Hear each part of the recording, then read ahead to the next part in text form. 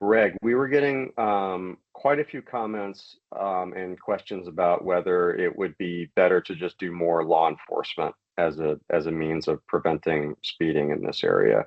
You did some very clever back of the envelope math for me the other day. What do you think?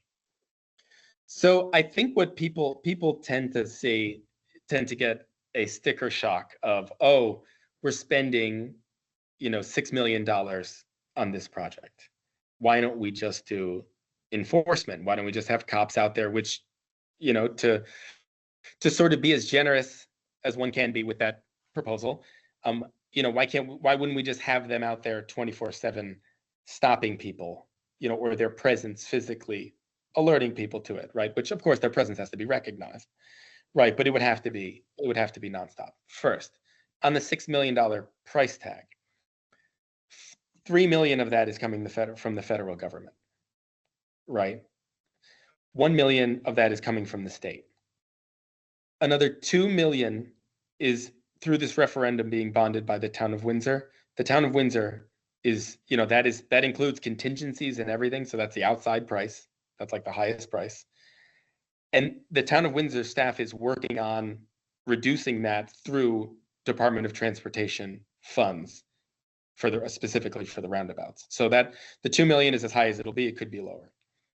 Now, what about the enforcement? I mean, if you had the enforcement out there, right, that this would demand, I mean, that's like at least 2 cops, right? Almost, you're talking about people being there full time and, with overtime and everything else. So, I mean, even if you were generous and said that's like $120,000, right, a year, the town of Windsor borrows at like 3%, right?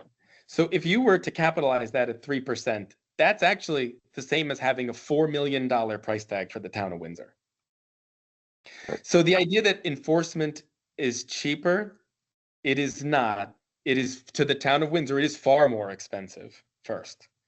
And second, you don't get you don't get the shorter crossings. You don't get the bike lanes.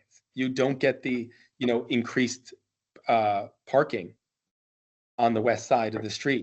You don't get the roundabouts, which are this, sort of a focal point of replacing that intersection with something both beautiful and functional, right? You don't get all of these things through the enforcement, which again is more costly to the taxpayer.